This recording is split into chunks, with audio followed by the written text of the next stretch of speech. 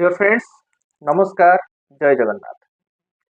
2000 grade pay रु 4200 grade पे को सीधा सड़क लंफ प्रदान करें कर्मचारी, किंतु 2200 ग्रेड पे रु 4200 ग्रेड पे को जाई परिबे नाही प्राथमिक शिक्षक।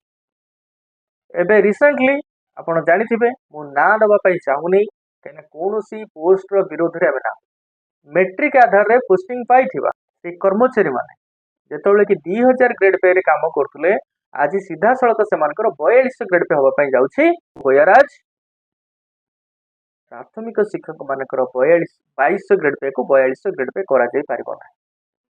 यह की प्रकार मानसिकता सरकार आज राज्य सारा बुली जे विभिन्न समय रे विभिन्न योजना प्रणयन करुछंती बा शिक्षार उन्नति कल्पे करुथबार से डेंडिम पिटुछंती, किंतु वास्तविक शिक्षक मानकर समस्या कथा आसिले अणदेखा करुछंती। यह की प्रकार मानसिकता दीर्घ दिन धरिकी शिक्षक मानकर सामान्य डिमांड एवं सेटा हक तांकर आपण को भिकरे दबाकू नहीं ताकू बहुत दिन धरिकी से डिमांड करी आसुछंती जेहेतु आपण तांकर क्वालिफिकेशन को अपग्रेड करिसंती +2 सीटी और डीएलडी ता सहित ओटीटी एतिक जने क्वालिफाई कला परे तापर पुणी सीबीटी देकी से चाकरी कर किंतु 2200 ग्रेड पे पोस्टिंग पाए। विगत दिन सरकार समस्त कॉन्ट्राक्चुअल उठे देले किंतु प्राथमिक शिक्षक को छाड़े ये थिला तांकर मनोवृत्ति। आज जो नुआ सरकार आसी से नुआ सरकार कहीकि आसीथिले जे जेतेबेले आमे सरकार को आसीबू प्राथमिक शिक्षक मानकर समस्या कथा प्रथमे बुझीबू कहीं यहाँ हूँ से हक। मान्यवर केंद्र शिक्षा मंत्री श्रीजुक्त धर्मेंद्र प्रधान कहते वर्तमान सीएम मान्यवर श्रीजुक्त मोहन चरण माझी जी भी निजे जड़े शिक्षक से विरोधी दलर मुख्य सचेतक थिबा समय रे बारंबार सी प्रश्न भी उठे किंतु आज 2 वर्ष है परे सरकार को प्राथमिक शिक्षक मानकर ना प्रमोशन पाई किसी स्टेप्स नहीं ना तांकर दरमा वृद्धि करने किसी स्टेप्स नहीं।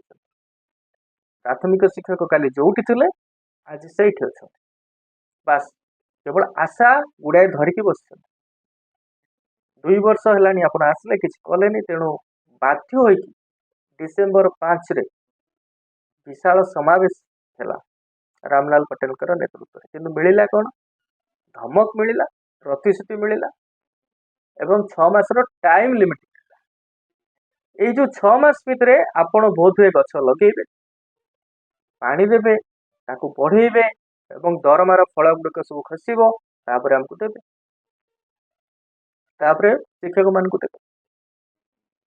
तो आपण मानकर जिते दरमा वृद्धि प्रसंग आसला विधानसभा बसिले गोटे घंटे आसला टेबुल है फटाफट आलोचना है फटाफट पास हो गला।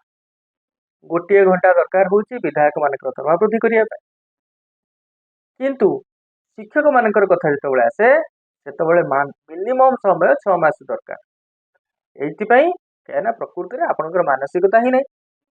जदि मानसिकता था ताकू त्वरान्वित ढंग से करी आज समय आप कहीं आम कहीं समय नहीं था आपण आसवा दिन ठारू एटा आपणकर गोटे रेस्पॉन्सिबिलिटी थिला जे मो राज्यर कौन सी शिक्षक जंत्रणा छटपट हेबे ना। आपण आज पंचकोशीय विकास कथा कहते शिक्षार रिफ्लेक्ट कर कथा कहते वेद वेदांग को आणिकी शिक्षार पूरवाई कहते से गुरुकुल प्रथा अनुजाई शिक्षा को आगू को बढ़ाई कहते किंतु एपटे गुरु दिवस को पालन करेंगे नहीं बोली काटि दौर यहीटा हूँ आपंकर मानसिकता। तेणु गोटे जिनस ये आमको बुझी रखा पड़ो जितेबले कि 4200 ग्रेड पे से फिक्स कराऊँगी roller driver excavator driver 2400 grade pay पाँच कि 4200 ग्रेड पे दवापाई कुंठु कुंठु होती राज्य सरकार। 22टा राज्य प्राथमिक शिक्षक मान 4200 ग्रेड पे दि जाऊँ ଏବଂ ଓଡ଼ିଶାରେ ବର୍ତ୍ତମାନ ଡबल ଇଞ୍ଜିनର सरकार ଅଛି। ତେଣୁ ଶିକ୍ଷକଙ୍କର ଦରମା ସମ୍ବନ୍ଧୀୟ କୌଣସି ବି ଅସୁବିଧା ହବା କଥା ନୁହଁ। ଆରାମରେ ସେ ତାକୁ କରିପାରନ୍ତେ, ଯେହେତୁ ରାଜ୍ୟରେ ସରକାର ତାଙ୍କର, କେନ୍ଦ୍ରରେ ବି ସରକାର ତାଙ୍କର, କିନ୍ତୁ ସେ ପ୍ରକାର ମାନସିକତା ନାହିଁ। ଏବଂ ତା ସହିତ ସବୁଠୁ ବଡ଼ ଜିନିଷ ହେଲା ଆମର ଓଡ଼ିଶାକୁ ବିଲଙ୍ଗ କରୁଛନ୍ତି ମାନ୍ୟବର କେନ୍ଦ୍ର ଶିକ୍ଷାମନ୍ତ୍ରୀ। ଖାଲି ସେତିକି ନୁହଁ, ଓଡ଼ିଶାର ଶିକ୍ଷାମନ୍ତ୍ରୀ ଯିଏ ସେ ଜଣେ ଶିକ୍ଷୟିତ୍ରୀଙ୍କର ସ୍ୱାମୀ ମଧ୍ୟ। ତେଣୁ ଏତେ ଶିକ୍ଷକ ସହିତ ଜଡ଼ିତ ହେଲା ପରେ ପ୍ରାଥମିକ ଶିକ୍ଷକ ମାନଙ୍କ ପ୍ରତି ଆପଣଙ୍କର ଏଇ ଯୋଉ ମନୋଭାବ ଏ ବିଲକୁଲ ସମୀଚୀନ ନୁହେଁ, କି ଯୁକ୍ତିଯୁକ୍ତ ନୁହେଁ। ତେଣୁ ଆମେ ଆଶା କରୁଛୁ ଆପଣ ଯୋଉ ସମୟ ଦେଇଛନ୍ତି ସେଇ ସମୟ ପୂର୍ବରୁ ଆପଣ ଜଲ୍ଦି 4200 ଗ୍ରେଡ୍ ପେ ଡିକ୍ଲେୟାର କରନ୍ତୁ। ଏବଂ ଏଟା ମର୍ଯ୍ୟାଦାର କଥା ପ୍ରାଥମିକ ଶିକ୍ଷକ ମାନଙ୍କର ଦୀର୍ଘ ଦିନ ଧରି ନିଷ୍ପେଷ ହେଇକି ଆସିଛନ୍ତି। ତେଣୁ ତାଙ୍କୁ ପ୍ରଥମେ ତାଙ୍କ ଅନ୍ନମୟ କୋଷର ବିକାଶ ନହେଲେ, ଅନ୍ନମୟ କୋଷ ତ ସିଏ, ଯଦି ଶିକ୍ଷା ବ୍ୟବସ୍ଥାକୁ ଆମେ ଦେଖିବା ତାହେଲେ ଏଠି ଅନ୍ନମୟ କୋଷ ହଉଛି ନିଜେ ଶିକ୍ଷକ। ସିଏ ଯଦି ମାନସିକ ଶାନ୍ତିରେ ରହିବ ତାହେଲେ ହିଁ ଶିକ୍ଷା ବ୍ୟବସ୍ଥାର ଉନ୍ନତି ହେଇପାରିବ। ଏବଂ ମାନସିକ ଶାନ୍ତି ସେତେବେଳେ ହିଁ ମିଳିବ ଯେତେବେଳେ ତାକୁ ତା ହକ୍ ମିଳିବ। ରାଜ୍ୟ ସାରା ଯେତେ ଗୁଡ଼ିଏ କାର୍ଯ୍ୟ ରହିଛି, ଆପଣ ବାତ୍ୟା ପରିଚାଳନା କଥା କୁହନ୍ତୁ, ବନ୍ୟା ପରିଚାଳନା କଥା କୁହନ୍ତୁ, କରୋନା ସମୟରେ ଲୋକଙ୍କୁ ସପୋର୍ଟ କରିବା କଥା କୁହନ୍ତୁ, କ୍ୱାରେଣ୍ଟାଇନ୍ ସେଣ୍ଟରରେ ଜଗିବାର କଥା କୁହନ୍ତୁ, ଇଲେକ୍ସନ ୱାର୍କ କଥା କୁହନ୍ତୁ, ଏସ୍ଆଇଆର୍ କଥା କୁହନ୍ତୁ, ଭୋଟର ଲିଷ୍ଟ ସଂଶୋଧନ କରିବା କଥା କୁହନ୍ତୁ, ବେଲ୍ ଅଡିଟ୍ କୁହନ୍ତୁ, ଏମିତି ଅନେକ ପ୍ରକାର କାର୍ଯ୍ୟ ଆପଣ ଥୋପି ଦେଇଛନ୍ତି ଶିକ୍ଷକମାନଙ୍କ ଉପରେ। ପାଠ ପଢ଼ାକୁ ଛାଡ଼ି ଇଏ ସବୁ ହେଲା ଆପଣଙ୍କର ଅତିରିକ୍ତ ୱାର୍କ। କେବେ ଶିକ୍ଷକ ଯଦି ମନା କରୁଛି ନାହିଁ। ତେଣୁ ଏତେ ପ୍ରକାର କାର୍ଯ୍ୟ କଲା ପରେ ବି ତାକୁ ଦବାରେ ଆପଣଙ୍କର ଅସୁବିଧା କୋଉଠି ରହୁଛି?